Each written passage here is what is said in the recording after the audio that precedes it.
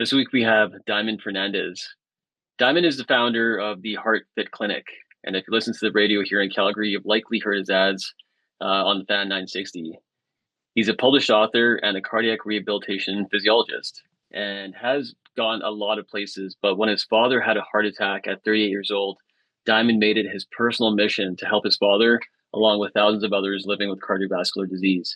This inspired him to live out his passion and start in the field of cardiac care in 1999. He saw a big gap in the healthcare system, and he inspired to solve it. And he started the Heart Fit Clinic in 2007.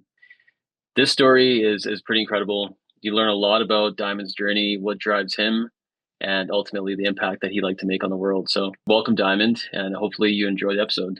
Mr. Fernandez, it has been some time coming trying to get you on the show. Thank you for making some time and finally get us on. How Yeah, you doing? thanks for having me. And yeah, I love talking to people, especially what I do for work and personally and all that fun stuff. So look forward to helping you guys.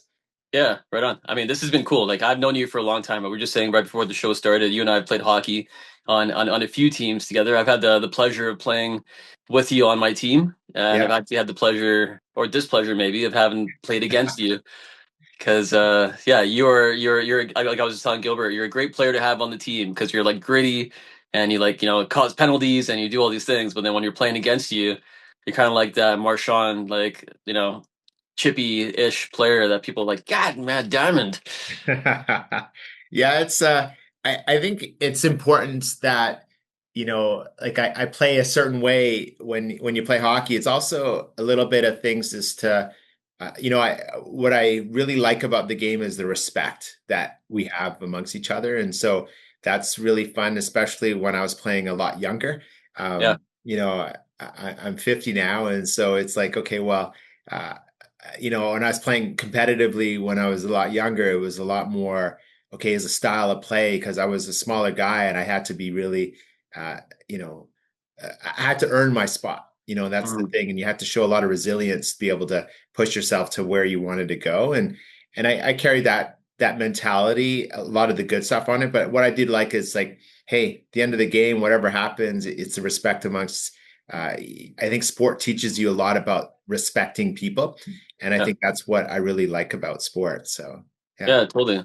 I mean, that's a great segue as well too, right? Like often when we have a guest on the show, the first question that we ask is walk us back through like your earliest childhood memories. Where were you born? What was life like growing up? And then we'll kind of dive into some of the sports that you're playing and everything else you're working on. But let's take us way back. Yeah, like I think one thing I really took love to right away was sport. Hockey was an outlet and something I got really good at that and music as well. And so the creativity side of the brain was definitely helping. And I really loved watching that. And I think there was some things that as I see that aspect of it, that's very important. I moved to Canada from England when I was like 4 or 5 years old, and it fell right away, like right from the point of collecting hockey cards and the NHL and all that fun stuff, and became an avid Flames fan here in Calgary. And so it was it's something I loved right away, right from the get-go, and it was just something I was drawn to even to today. So I loved Mhm. watching sport. I love watching what it does and the community it builds behind it. So I remember that a lot when I was younger. So That's cool. Uh, did you have any siblings growing up? yeah, I had a younger brother. Yeah, I had a younger Okay. brother and forced him to be a net a few times. And it's always nice to have a younger brother just so you can play together. But you fight together, play together, and it's like it's really fun to have a younger brother growing up that way. So Yeah. I remember watching the gold medal game and just like the immense amount of pressure that rests on the goalie's shoulders is just tough, right? oh So, yeah, it's crazy and it's bad outcome for that gold medal game, but that's Mhm. that's sport, and the best team doesn't always win. Yeah, it's brutal. I mean, it's funny as well too. Like, Diamond, do you remember the last team that we played on in that tournament? Yeah, Right? that was a while ago. Yeah, It yeah, was, yeah. yeah, So I was a goalie in yeah, on our team, and we beat that first team that we lost. Ended up losing to. We shut them out, and then we played them again, and they beat us like in a shootout. And it's yeah. crazy because it's been like 10 years probably now. I still am haunted by that one goal that I let in from like the point that I was like I should have had that took us to like the shootout, it Yeah. still sits with me. You know what I mean? Like it's wild because it was so fun. We had an amazing team and so much camaraderie and like all the training and stuff that went into it. Yeah, it was fun, and I think we had a team that could have beaten the better team as well too. Like Yeah, I think we had a lot of resilience behind that, and that was I remember that tournament. That was a lot of fun, and scored a lot of fun goals for me. And yeah, it's yeah, you're right, a good camaraderie, and it was shaping up to be an unexpected team. We were definitely the underdogs, and so I love being in that position to be able to show what more you can do. That puts a little fight inside of you there. So. oh yeah, no, 100%. And I take that same mentality even when it comes to business on the business side of things. It's the same idea. It's like, you're in business, you're the underdog mentality, and it's like, okay, what do I got to do to push? And I think that keeps you focused on being able to try and get to where you want to go, whatever your goal is that way. So Yeah, yeah, that's important. yeah, 100%. You mentioned that you moved from England to Canada when you were 4. Yeah. Whereabouts? And so you were born where and why did you I was move to born in Calgary? London, England. Yeah. And then my parents moved to Canada, and I was 4 or 5 years old at that time. And it came here with an English accent, and I lost it very quickly because you get bugged in school that no one can understand you. So it went away very quickly. So That's so What funny. kind of student were you then? what kind of student I was always someone that uh, like I really loved, as I said, I really loved being active, and I really needed to be engaged. I was really bored in school. I was very smart, and I don't think I was pushed enough. And so I think that got me into trouble because it was more like, okay, well, he's kind of too smart for his own good, and you get distracted off into different side of things. But I was really good at school. Um, very smart. And I just had to apply myself, and I went to going through you know, elementary, I did French immersion, so it was really fun to be able to speak French really well, and I still speak French to today, and it's still you get that background to be able to help people and understand it. But school is just, in my opinion, a training ground to make sure you can get some fundamental education, which is important for everybody. And then, you go through. I went through a boarding school for a couple of years as well in there.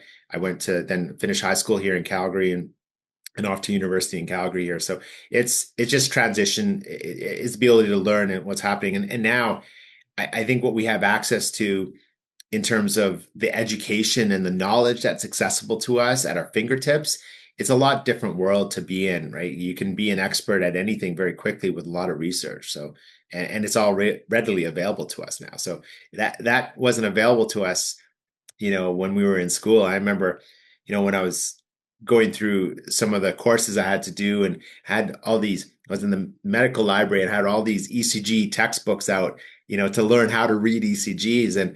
And nowadays it's like a simple course or a video that you could watch online and talk to you about different things. And it's a lot different world that we live in that's accessible to us. Like the time that you go and to find the book to then get it, and then you open it up and you're like, oh yeah, that book, that book, that book, and you got like a dozen books out on the table. Now all can be done very quickly. And so, especially now with the chat GPT world that we're in, it's a really, really interesting world that where we belong into. And so, uh, that schooling gives you that foundation. But what you can't teach to people, and what is very important, I think, is resilience. And I think that's where I categorize myself is in that place where it's not how many times you get pushed down, it's how many times you get back up. And you can apply it to sport, you can apply it to business, you can apply it to life, and that's the important things that happen there. Yeah, it's interesting. I completely agree, and it makes me think often, just given the fact that I have young boys, and just looking to the future, what is the world that they're going to inherit? But how do you think that's changing as it relates to formal education and training, as it relates to, like, seeking post-secondary and these certificates and diplomas and that sort of stuff? Uh, how do you think that plays out? I got three young boys too, and they're just a couple years out of going to university and stuff like that, and it's really deciding what to do and how to do. I feel again where the benefit is having the resilience of kids to be able to push through something to be able to get to where they want to go. So whether they become an architect or an engineer or a doctor or a lawyer, those are all, great fields to get into, or they can go into business or become a nurse or whatever the thing that they want to do. There's certain levels of things that you have to push through and milestones, little milestones that you're able to achieve. And I think that's where, if you ask me where school the benefit is yeah, you could probably get through school very quickly, but we are in a very ADHD world where we're could get pulled off into different directions. And I think, to me, I think social media has really damaged us in a way that thinking that, hey, wealth is simple, education simple.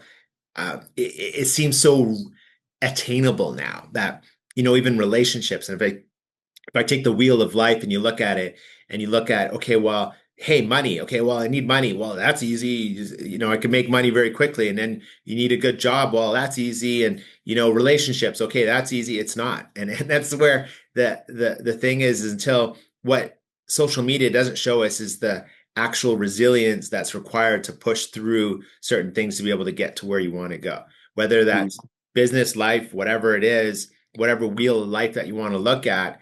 It's not easy, and it's about the consistent mental steps that you have to do to be able to get to where you want to go. And when you talk about bringing it back to education and asking me that question about education, I think that's what is provided, and that's the benefit of it. It's not, you don't do it for a piece of paper and making your parents proud, although we would be, of course, but it's more because that all gets forgotten very quickly. It's the tool that you have to be able to apply that into daily life, to be able to say, okay, now I can become a really good lawyer, project manager, whatever, oil and gas, whatever thing that you love to do, it's there. And I think that foundation gives you that part that's very important to do because, my kids are like, oh, why even bother going to school? Because it's, I can learn it all on the internet. And that's true. That's the funny part. It's true. And ChatGPT and all these AI tools that we have accessible to us, it's super easy to know and be very knowledgeable in what's going on. But what ChatGPT or social media doesn't show us is the resilience that's required to be a better person. And that's very important. Mhm. Yeah, that's a good point. Like taking those fundamental steps to get to the end point, Yeah. you can't fast track that. Like you need to earn those brick by brick, and that's actually going through it. And that's the only way to actually create real resiliency and confidence and things like that as well. So you have to put in the work. Yeah, take a simple thing. If I had, so I have the Heart Fit Clinic, and if that business was handed to me on a silver platter, I wouldn't be the same as if all the steps that were required to build it to be that business that it is today. Like we've got Mhm. 5 clinics across the country. We want to grow further. But if you ask me if someone just gave me that on a silver platter to me, it's not the same thing as if I were to earn the steps it required to build that business. Same thing, if I won the lottery tomorrow and I got whatever, all the money I needed to live the rest of my life, it doesn't give me the tools that I needed to require to build wealth. That's a lot different than just giving or getting wealth. Yeah, no, that's a good point for sure. Um, let's take a step back because you've gone through a lot to get to where you are today, but fast forward a little bit through high school and take us through university. Where you said you went to UC? Yeah, I went to University of Calgary. Yeah. Okay, and what did you take? And like, what was that experience like for you? Yeah, it was fun. It was be able to, obviously I got really I really wanted to become a doctor, and then I realized how much I hated blood. And so I never ended up going down that path. But I found a lot of passion so I did a science degree in health physiology, and so I ended up going through that path of it. And it was it was very valuable because it gave me the foundation to what's going on and stepping stones to what more you can do.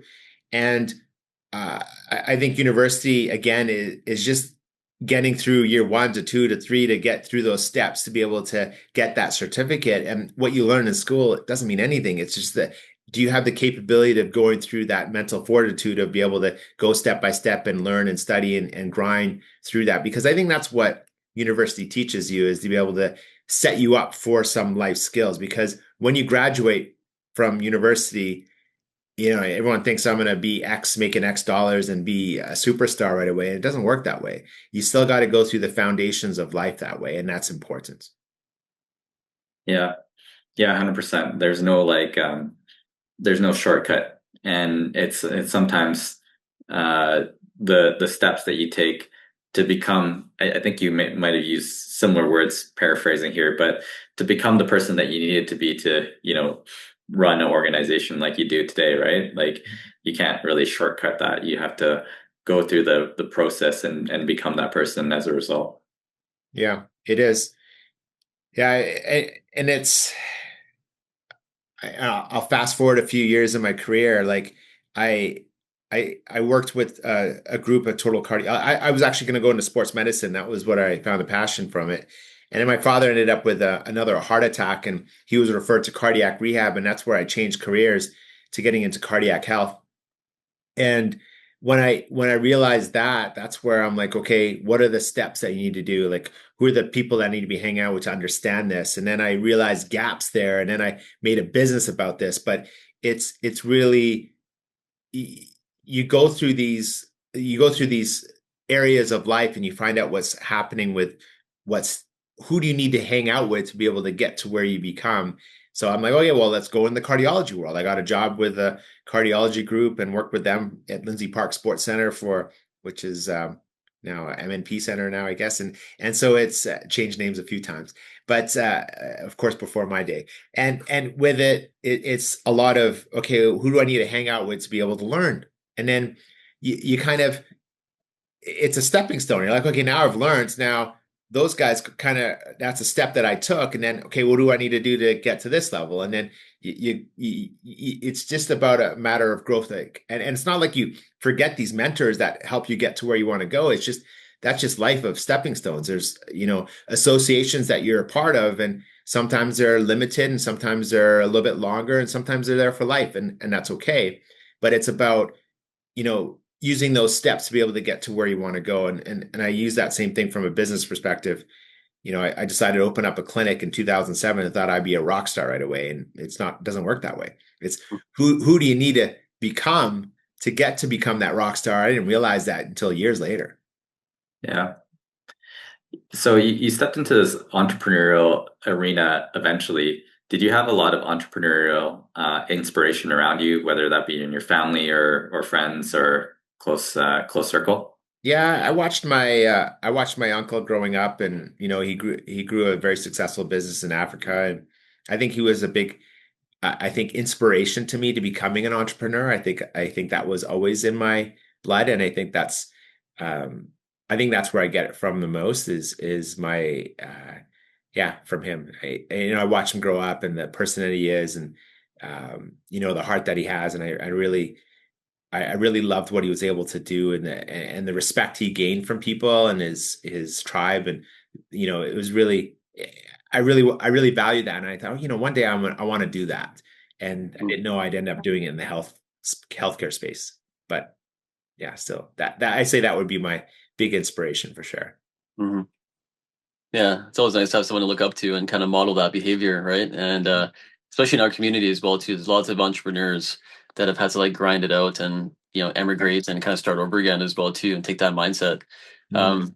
You mentioned, so let's get into your business. So like in 2007, you launched HeartFit Clinic, correct?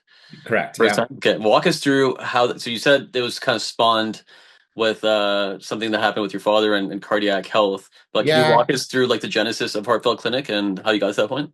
Yeah, so with HeartFit Clinic, I ended up opening up in 2007, but the idea was birthed actually early 2000s. And I was working with the cardiology group at Lindsay Park Sports Center with Total Cardiology. And I saw people coming back. I saw people how they were treated, and it was public healthcare. And I'm like, we got to be able to do something different. Like I saw a vision to be able to do something different. And I proposed different ideas at the time, and I realized like, look, it's a big bureaucracy world. I don't want to get into it. Mm. And I just came up with the idea of Heart Fit Clinic, and that's where it was. And actually, a mentor of mine who I met at the time, he was an accountant.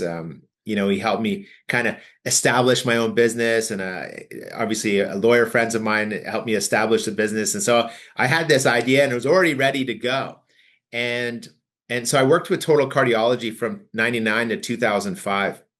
And I'm so thankful for that because that gave me the foundation that I required to understand cardiology really well. We were in a 1,000 square foot office, and all of us were really tight knit. We're like 4 or 5 people, actually one, two, yeah, 4 or 5 people to an office. And the cardiologist was right next to us. And so I was really a sponge, and I really enjoyed that. And it was really great mentorship to be able to understand the cardiac side of things really well. But in 2005, I ended up getting headhunted to open up a clinic in Dubai, not mine, but another cardiologist. And so I went to Dubai to learn, the business side of things. Now I got to direct and manage this clinic, and I got to do it on someone else's dollar. So it was, got to make the mistakes on that side of things. And it was a really good experience. And I hated living in Dubai. Um, sorry, I loved living in Dubai. I hated working in Dubai. Working is a different situation. I didn't like the way people were treated. I'm raised in the Western world, and it's a lot different. And there's a lot of things I just didn't like.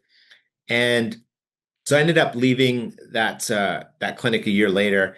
I got headhunted to open up a clinic in Kelowna. Manage that clinic in Kelowna. So I did that for a mat leave for a little bit, and then I started the HeartFit Clinic in 2007. Now I went in very cocky. I went in very naive. I went in very like, hey, look, I'm the best entrepreneur or the best you know uh, technician to be able to do what I do, and little that I know is that you had to learn business. And over the next years, you pay yourself a little bit here and there. And it's like, I really struggled. And it was 2012.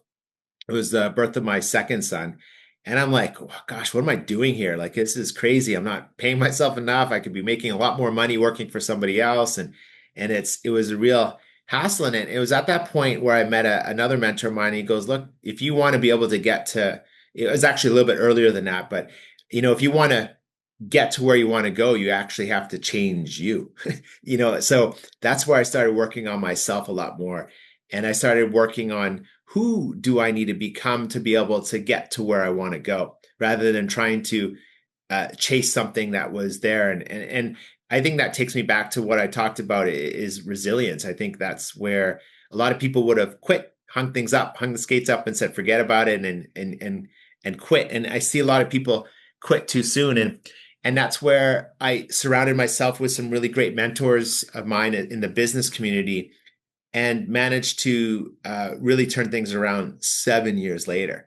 And it wasn't until then I'm like, oh, okay, this is what business is like. And I got associated with a few business groups here in Calgary, and Entrepreneurial Organization is a really great mentorship group, and I got involved with that community. And I ended up growing my business to a level where obviously surpassed. I wouldn't say surpassed my vision. I always expected to be there. I just didn't think it would take that long. And so, it took me. I opened up the clinic in 2007. 2018 is when we opened up our second clinic. And it's really about, now we have 5 clinics across the country, and we're growing those and be able to grow that side of things. That's very important. And so I love what we do as a clinic. I love how we bridge a gap in the healthcare system. And a lot of cardiologists would push me down and say, hey, you don't know what you're doing. You're not a cardiologist. You can't. And I remember, gosh, those are just, I tell this to everybody, is that I remember telling people, my old colleagues of mine, that I was going to open up a cardiac health clinic. And they're like, you're not a doctor, you're this, you're not that. And I'm like, well, I know a lot about, I'm an allied healthcare professional. I know what I'm doing. They're like, well, yeah, but you need this, need that. You can't. And I remember, gosh, colleagues laughing at me, and colleagues like, making fun of me to doing that. And I just put that literally in my fuel tank, I call it. And that just becomes fuel for me to push more. That's all it is. And I tell the same thing to my kids. My kids play sport, and things don't go the way you want it to do. And I said, just put it in the fuel tank. That's all you do. You can get angry and lash out, and that's an emotional response, and that doesn't do anybody good.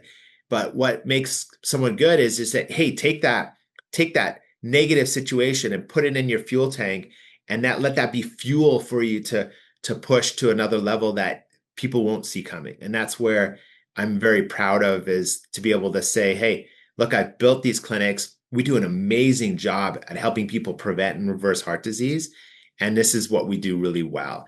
And that, that's where I take that mentality from, is just that resilience is very important to have, especially pushing through. And business is tough. It's not easy. And if it was easy, everyone would do it.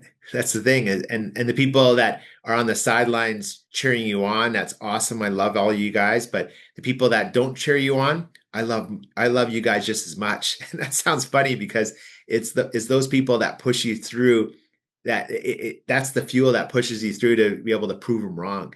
And that's where, and you don't do it for them, you do it for you. Because you can say, because people can take that and say, well, hey, you can't. And then you're like, maybe I can't. But what if I can? That's the thing. What if I can? And what kind of disservice am I doing to the world, that your big vision that you're trying to accomplish? What kind of disservice am I doing to a future diamond if I quit or if I hang it up? And that's the fun part. I think that's where, I value both people, because we started this conversation about hockey. Same thing. It's like, Diamond, you can't. And I'm like, well, let me show you. Let me show you what we can do. And yeah, there's going to be drawbacks, and you don't win a game, and you let a bad goal in, whatever. That stuff happens. But what does that do to your character? Right? That's all about character building. The losses are just as big for you to have as the wins. This episode is brought to you by Bloom Benefits Group. Bloom Benefits is disrupting employee benefits by rethinking the status quo. They provide exceptional customer service while saving you money. Bloom offers group benefits and retirement products, health and wellness accounts, executive benefits, life insurance, and disability and critical illness. Available to companies across Canada, Bloom helps clients save money without interrupting current plans. Check them out at bluebenefits.ca. Young professionals, families, and entrepreneurs. What makes Zelos Investment Counsel different? Our independence, client focus, and access. Zelos Investment Counsel is independent from banks and brokerages, which ensures clients' best interests are served without corporate conflicts. We are fiduciary portfolio managers with a duty to clients that doesn't exist in the brokerage model. At Zelos Investment Counsel, we exist to care for our clients, and every day we strive to help our clients reach their goals. We provide our clients with access to institutional investment managers and sector specialists through our proprietary investment structure. For more information, book your no obligation meeting today at zelosglobal.com. That's www.zelosglobal.com. Attention all car owners. Is the winter weather turning your beloved ride into a rusty relic? Fear not, because we've got the solution you've been dreaming of: Crown Rust Protection. Picture this: your car defying the elements, standing strong against rust like a knight in shining armor. Crown Rust Protection is not just a shield, it's an investment in the longevity and resale value of your vehicle. Don't let rust take the wheel. Book your Crown Rust Protection treatment today and let your car embrace its inner superhero. Call now at 403-291-1951 or book your appointment at www.krown.com. Our skilled technicians are ready to give your car the VIP treatment it deserves. Crown Rust Protection, because your car deserves to age like fine wine, not rusty vinegar. I really resonate with that and appreciate you sharing that. It's like I truly believe that you're not able to have a dream in your heart that you're not able to realize in reality if you really wanted to, right? Mm-hmm. Like that just would not happen. So it's pretty cool how you had this vision and pursued it, but the one thing that you don't have control over completely is the timing of things. Ultimately, things will take longer and require more of you, and in a multitude of ways, whether that be time, resources, capital, than you ever imagined. But that's just the way it goes. That's almost like a rule of physics as it relates to business, right? Mm-hmm. Yeah. Someone really told me a really good thing is that you might achieve, if it's a revenue mark or a patient mark or whatever mark that you want to have, or if it's 5 clinics, 10 clinics, whatever, and then lets you achieve it. And it's not about that. That's the thing is that people think that that's a goal. It's actually what I really appreciate is the journey that it takes you and the character that you build along the way, because Mhm. that becomes more valuable than trying to achieve a goal. Because that goal, and to me, I don't have that. I mean, if you go into any one of our clinics, we got a big poster behind, as you enter the clinic, it says we want to help 1 million hearts in the next 10 years. You know how many people walk through my door and say, Diamond, that's a lot of people. I don't know if you can really get there. I love that comment. Again, that's just and then people are like, oh gosh, I'm so inspired. I'm glad I'm one of them. Right. And so people think and it's so great to see how people think. And you just take it with a grain of salt because, I've written books, I've got online courses. Like there's a lot of things. I think 1 million's not enough. I'll be honest with you. And when you talk about that aspect of it, it's not getting, let's say I do hit that $1 million or 1 million, sorry, patient mark. It's not about that. It's about who did I become to get to that? And that's it's the journey that gets you to that. I think that's where the value is. And people don't think, people are so stuck on trying to get to that. Yeah, they have that be your vision. That's fine. But then forget about it and enjoy the process and the daily things and the grind that you have to be able to do to get to where you want to go. Mhm. Yeah, that's a really good point, and it's really cool to actually have that poster as well too, because you can get pretty complacent. You have a couple of clinics, things are going pretty well, but having that big, hairy, audacious goal of like 1 million people served, it's going to take you a while to get there, and it keeps you going to kind of Yeah. hit that mark as well too, right? So uh, I think that just inspired me to go into my shop when I go in tomorrow and put Yeah. like 1 million cars, crowned or whatever. Because Yeah. why stop at like 10,000? Like who cares? Keep it going, right, or whatever, Yeah. and create more of an impact. So I love that thing to keep it going because I think it's just human nature as well too to get complacent when you've hit a certain milestone or whatever. Um, but it sounds like as well too, like you're driven by a few things, and I love the fuel tank analogy. And you talk to a lot of athletes that have that chip on their shoulder, and that fuels them as well too. Like if you've seen the Michael Jordan documentary, like he took everything and put that as a chip on your shoulder, and he's using that as fuel, right? And so I'm curious, Diamond, like what drives you to keep on building and keep doing these things? Like what's your purpose? So in 2022, I think my purpose has always been like, yeah, I got inspired by my father. He had his first heart attack at 38 years old. At 42, he ended up with bypass surgery, multiple heart attacks. He's now, turning 80 this year.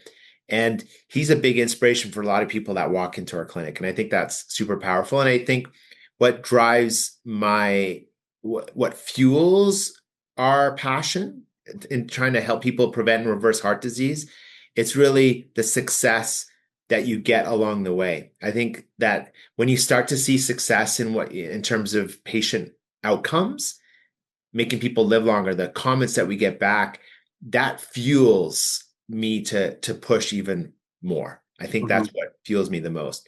I had a little setback in 2022. I ended up with heart surgery myself.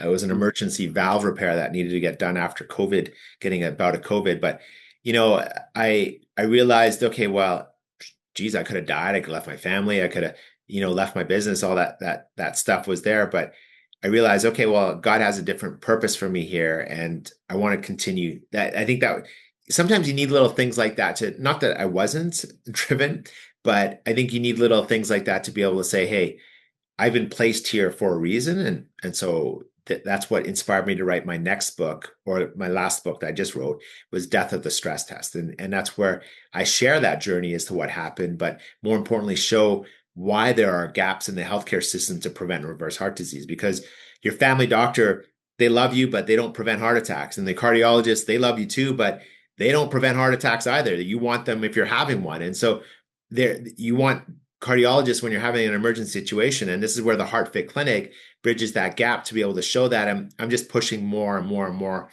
on that. We just become so driven by our mission and our vision to be able to help what we're doing. And it's the success that we're getting from people that just allows us to climb the ladder a lot better. Yeah. Hmm. Maybe that's a good segue as it relates to just describing what the clinic focuses on, who it serves, who would be a good candidate, and things like that. I'm curious about as it relates to like just like the ability to claim through insurance and other things? Yeah. We focus on cardiovascular longevity. That's our big thing. And when we talk about cardiovascular longevity, that's where we are a prevention clinic. We prevent heart attacks and strokes, and we also reverse cardiovascular disease. That's the big thing that we focus on. And so to answer your first question, who we see people who are concerned about their heart health, and or they're worried or frustrated. And that could be on different levels. It could be someone who's just trying to prevent a heart attack. Might have a neighbor that just had a heart attack, or they're reaching a milestone age, whether it's 40, 50, 60, or they're about to retire, or some life event forces them or gets them to be a little bit more proactive. Like the cost of a heart attack, you know, is very expensive to just you. Like if you had a heart attack, what's it like to be away from your desk or your place of business for a certain period of time? So we love to get into corporations and assess where one's risk is of a heart attack or stroke. The second category of people we really focus on is the people that have higher risk factors. They might have been told that they have high blood pressure or diabetes or high elevated blood sugar, or they might have high cholesterol. And I'll get into that in a moment, but they've been told that they have a problem and they're trying to reverse that. And in that area of people, they might have maybe some warning signs or symptoms or something like that. Are they on the path of a heart attack? And then the last category of people we see are people like my dad who've had a heart attack, who've had a stent and bypass surgeries, and have done all this stuff. And now what can they do to get cardiovascular longevity? And that's where we focus on making sure we can help people prevent another event or a future event, but also more importantly, we would love to see those people that that can prevent that first heart attack, because the cost of a heart attack is not worth it. I mean, our assessments are very minimal for what it would cost you to be able to be in there. And I remember a very vivid story where I had a patient of mine. He actually knew me as a friend, and he ended up in the hospital with a heart attack.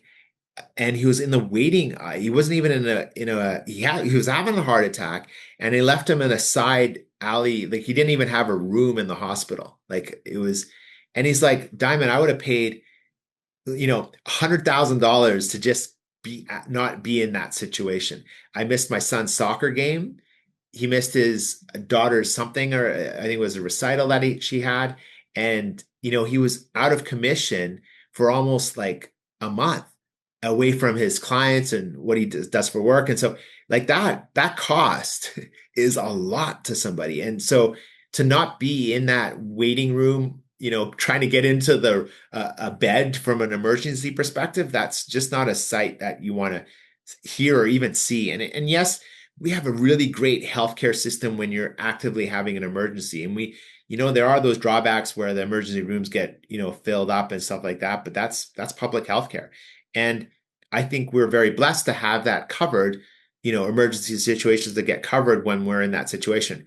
But to prevent a heart attack, our government loves you, but they are not designed to keep you and prevent a heart attack or stroke. And that's where the Heart Fit Clinic bridges that gap. Mm-hmm. Yeah. I feel like that's like the healthcare system in general. There's lots of reaction to stuff. Like how many times do you go into a doctor after you felt a certain way? They're like, here, take this pill. Not once have I ever heard after they tell you that you have high cholesterol or whatever, like, what is your diet? Can you practice for a week? Wear this like diabetes monitor for 2 weeks and come back or whatever. And let's talk about that as well too, right? So you never hear about prevention. And I know so many healthcare workers as well that talk about that. And it's actually pretty frustrating. It almost begs the question of like, you get into big pharma and everything else as well too. Like it's more of a business when you have sick people than healthy people as well too, right? So I love the fact that you're doing more prevention. My question then is well too, I kind of what Gilbert asked as well too, like, is this covered? Like if for example, I'm just trying to get into the best shape of my life and continue to grow that way or whatever, and we're running marathons. If I want to do like VO2 maxes and just come in there and to make sure my heart was feeling good, would I be a candidate for you? And if so, would my insurance then cover that? So if you have a third party insurance, it would be covered. It's not covered through government healthcare. So right. If you're looking for that, unfortunately, there's if you're trying to prevent a heart attack, that cholesterol does not cause heart disease. We talk about that all the time. we talk about how stress tests, and that's why my book, Death of the Stress Test, is there. You can go see a cardiologist and they'll miss the majority of heart attacks. And that's not what they're designed to do. They're designed to make sure you're not having a heart attack or if you have a plumbing problem. And that's the stuff that we focus on at the Heart Fit Clinic. So to answer the question is that it can be covered by third-party insurance, and it's not very expensive to come in. Like just do an assessment is, just over $1,000 to kind of understand where your risk is and give you peace of mind to say yes or no, right? And that's where we get a little bit more in depth to see what's happening on that side of things there. So it's a very inexpensive way to, as an insurance policy, to make sure that you make sure you're on the right path, if that makes sense. Yeah, no, absolutely. I think it does make a ton of sense for sure, just to have like yourself checked out. And I think for the majority of us here, we do have third party. Shout out Bloom. Yeah. They're hooking us up with third party medical benefits and stuff like that as well too. So that should be covered. But I mean, I'm curious because you get a physical every single year. You do certain things, but how well do you really know your heart health? Yeah. And you have blood pressure, and that's really about it, right? So, can you walk us through what that assessment even looks like? Like, what kind of tests and stuff do you guys even do? So the artery is a muscle, it's not a pipe. And most people think of the artery, and now we can see what's happening on that side of things. It doesn't, it's not cholesterol that accumulates this pipe and you have a last cheeseburger and fries and you end up with a heart attack. So that's the big takeaway from that side of things. And so if we understand that the artery is a muscle, not a pipe, then when we're trying to prevent a heart attack, you don't want to look at it that way. Now we basically have heart scans. So we have this artificial intelligence heart scan that we use, and that allows us to see if the blood is flowing. So we get to see if how the heart is flowing, which is really a great measurement to be able to see how the heart flows. So we get to look at the artery function. We do some heart screenings from that perspective. And so when we look at the heart side of things, we can see how old are your arteries, how reactive are your arteries. We can see how healthy are your arteries, how stiff they are, and then do you have any blockages or blood flow concerns? And so those we do about a half dozen assessments to see what the health is of the artery wall, what the structure of the heart looks like. And this is all safe, painless, with no radiation. And it's a stepping stone to be able to see, okay, well, what more can I do? Because when we get into other parts of our assessments, we get into more advanced cardiac markers and getting into the longevity as to what's going on with someone's body, right? There's a lot of biology. So if I get you to put your thumb and finger together and make that circle, that's what the inside of the artery looks like. It's all skin. And there are hundreds of things that can damage that skin. Inflammation is important, understanding particle sizing. That's why the majority of people that have heart attacks and strokes have normal cholesterol. And then we also want to look at the infection response of the artery wall. So there's a lot of biology that happens to that artery wall. We get into looking at nutrition imbalances, heavy metals and hormones and genetics. And so there's a lot of fun things that we get to look at as a longevity clinic to be able to do that. Now, if someone has more at risk or they have heart disease, then we've got really great treatment options to help them, grow new arteries, improve the artery health, improve the artery function. And that's with our treatments that we have at the clinic to be able to help with that side of things. So we do really great assessments and treatments to help people prevent and reverse heart disease. Yeah, amazing. Very cool. Yeah, that is cool. And the early detection and diagnostic is huge as it relates to, being able to do something before a serious problem occurs, right?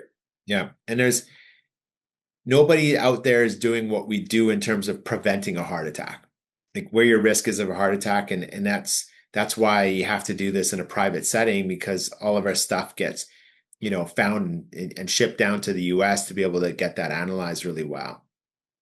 That's interesting. It's cool that you found a niche that was missing in that. And then you've been able to do that. You mentioned like your first clinic was in 2007 and your second was in 2018. So 11 years to get to that point, and tons of ups and downs, I assume, getting through that. Today you're like, when I listen to the radio, I hear your ad all the time on the Fan 960. Yeah. Right. And can you talk to us about some of the business learnings that you've gone throughout the way that have kind of like helped you create that resiliency and get through? I think it's just one step after another that I think once you develop that mindset to be able to look at it, I think just doors start to open up and connections start to open up to be able to make good connections to be able to showcase what we do.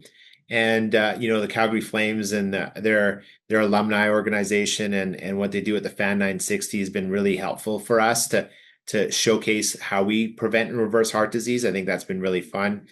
I'm on a lot of talk radio shows and be able to help people understand what we can do on that end of it as well. And when we look at the talk radio, I think that's important, but it's more, I think, showcasing our stuff when it comes to understanding what we can do to be able to help someone with their risk of a heart attack or stroke. It's understanding. There's a lot of education that has to happen for Mhm. someone to come in, and that's why we offer a complimentary consultation for anybody who wants to understand where the risk is of a heart attack, so we can guide them really well as to what the best path is. But more importantly, educate them so that they know what they're getting into, so they can understand where the gaps are in the healthcare system, so that they can know, oh, this is what I'm getting at the HeartFit Clinic, and this is why I'm coming to the HeartFit Clinic. So that's what we do as a clinic. But yeah, the associations that I've been with it's been very helpful, and growing the clinics across the country has been very helpful on that end of it. I mean, the people you get to meet from a business perspective is really exciting, and the business community, especially here in Calgary, it's so welcoming. Like, people want to see you win, and that's very valuable when people want to see you win on that side of things. And that's what I really like about it, is people are always helpful, and if I can mentor somebody on that side of things, I'm happy too. And because someone did that for me, and that's where um and I'm still growing. I still got a high, you know, like I was on a cover of a business magazine last year, and it was a really cool experience to have. And I had an interview done on me, and it was like, so you made it on a cover, and I'm like, well, I'm not done. It doesn't mean anything. It's just another stepping stone to be able to Mhm. showcase what we do. But I'm not done. In fact, that just fuels me more to be able to push my vision and what we're trying to accomplish here at the HeartFit Clinic. That was a shout out to Business in Calgary magazine, right? Yeah, yeah. Okay. Yeah, you were the cover on that. And I remember showing my parents. I was like, I played hockey with this guy. I know this guy. I know this guy. That was pretty awesome. I remember that I totally forgot about that, because that's when we first originally reached out again, because that one was like such a cool moment to see you on there, knowing you and seeing you on the cover, Yeah. and just knowing your story now as well too, like how many years it takes to put into something, and the resilience that you have to create, but also your mindset of like you're not finished. And this is kind of dovetail kind of to what I want to ask you earlier as well too. You said that one mentor said you got to become the person that can actually do this, and it almost sounded like you had these goals and you were trying to do things, and he was like, no, but you got to change yourself first. Can you Oh walk yeah. us through what he told you about yourself and what kind of unlocked there that you know brought you to I here? mean, so this is, early in business. I would have been, in my 30s, and I'm gonna say I was very cocky and very like, oh, I've got this, and I had this expectation, and I think when I realized that I had to change how I show up, how I am, that takes work. It takes a lot of uh, layers to unpeel bad habits, if that makes sense.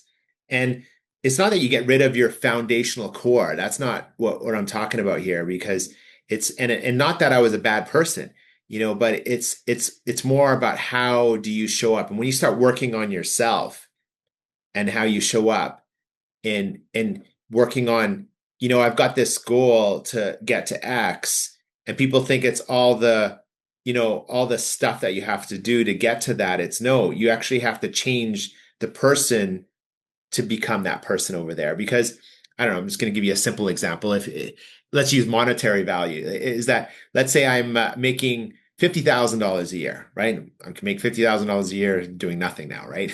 So, but it's not a lot of money, right? And so the person that's making a $50,000 a year, what do they have to do to make $100,000 a year? It's a different, you got to become a different person. It's not like maybe you got to learn more, add more things. Like, you got to be able to educate yourself more, change how you think about something, and that becomes different. Now, okay, that 100,000 person, what do they have to do to get to $250,000? Okay, that sounds like a lot. That's only meant for, lawyers or whatever. And people think, okay, well, no. What do they have to do to be able to change their mind space to be able to get there? Now, that 250 person is looking at it and say, okay, what do I got to do to get to $1 million? Like it's all this stepping stone. And you know what? There's always going to be someone better. That's not the point. And you're just doing it for yourself to become, and I'm doing it. I still work on that every day. And I'm not perfect. No one is ever perfect, but you just got to be tweaking yourself every day, putting good fuel in the tank to be able to, like, in terms of education and knowledge and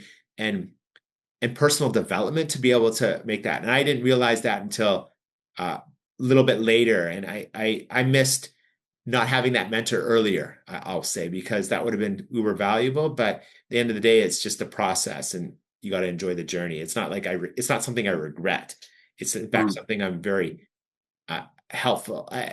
Not helpful. I guess it's more, I'm very, and it's just small things that happen along the way. You read a book, you read it differently, and now you read that same book over again, and you're a different person, and you take something completely different out of it, right? So it's just those little things that happen along the way, and it's not a light switch. People think it's light switch. It's like more like a dimmer switch, like that happens to change.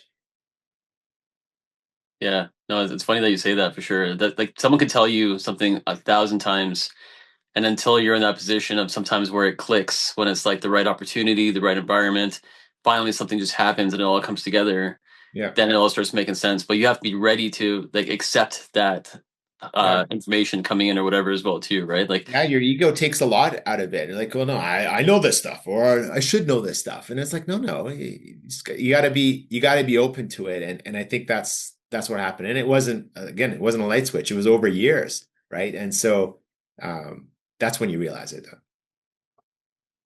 Yeah, no, that tracks a lot, and really appreciate you kind of spelling that out, and also like even sharing like how long certain things take, right? Like everyone's like, oh, you're such a success, and it's like it seemed overnight, but it's like, oh, it took more than a decade to kind of get to the point where you're hitting that hockey stick inflection point, right? So And I'm not done. I got more I want to be able to do in terms of getting to where it's not about money. People, like, I used to be so attached to that, and it's not about that at all now. It's just more about impact, like the the benefits that we can make to our patients and other people now. And I'm working the ideas that I'm working on, and getting into the AI world, and it's and SaaS side of things. It's really fun to be able to do what we're able to do to help patients. yeah, that's really cool. I didn't even know you actually wrote books as well too. Yeah. So beyond having these like multiple clinics now, you have a couple books, or how many books have you Yeah. written? It's just 2 bucks. Yeah. The Beating Heart Disease was my first one. I wrote that in 2017. And then I wrote The Death of the Stress Test, and I published it last year, 2025. And yeah. No, amazing. Yeah, congrats. Like, but just a multi-author and multi-practice individual. That's and a father of three boys. Like, you're doing a lot. That sounds like there's a lot on your plate. Things are going pretty well. How do you hold it all together? Like, you talked about inputs and stuff like that as well too. Like, you're the heart fit guy. How do you keep yourself healthy, not only in just heart but also mind as well too? Like, what does your routine look like?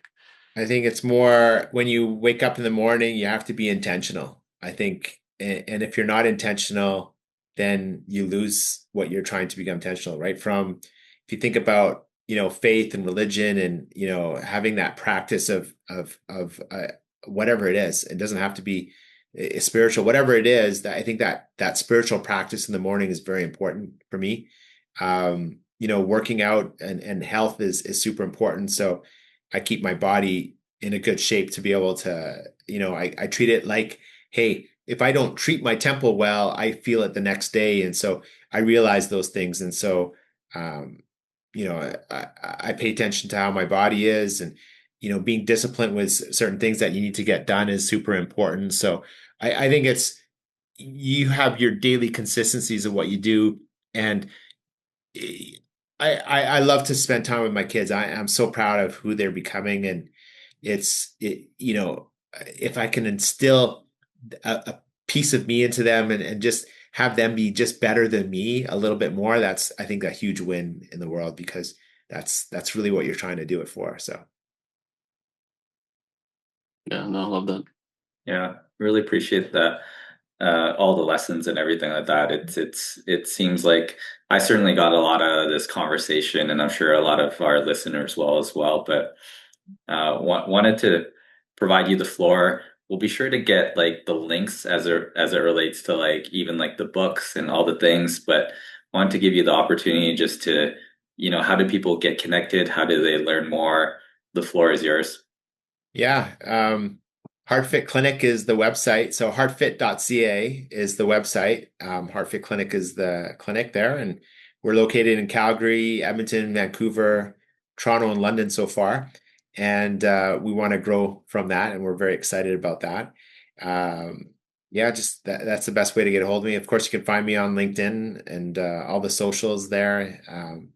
Happy to be of service to someone who's trying to, be a soundboard to open up a business and everything like that. But it's, if I leave someone with the words, it's there's no such thing as overnight success, and it comes right down from business to even if you're trying to prevent or reverse heart disease. There's no such thing. There's no magic bullet. So it's just enjoy the process, and it's just the baby steps that I love to see in people to make those simple steps that all of a sudden that those steps get you a mile high, and you're like, "Ooh, where did I just go?" Right? So that's where the fun part is. Yeah, wise words. All the steps get you a mile high. I like that. That's a pretty solid visual, and pretty amazing advice as well too. Like, it does take time.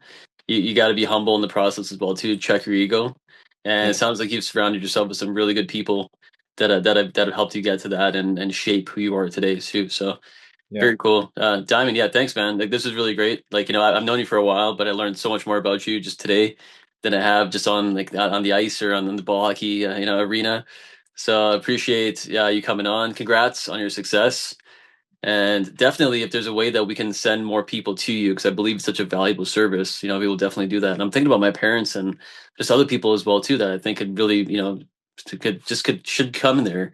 People take their health for granted until all of a sudden things happen. And we have amazing technology today. We have some amazing companies like yourself that give you that insight. And sometimes you need to hear it from other people like yourselves to be like, what are you doing? Change things around, and here's like an actual score. So I love what you're doing. I think it's awesome.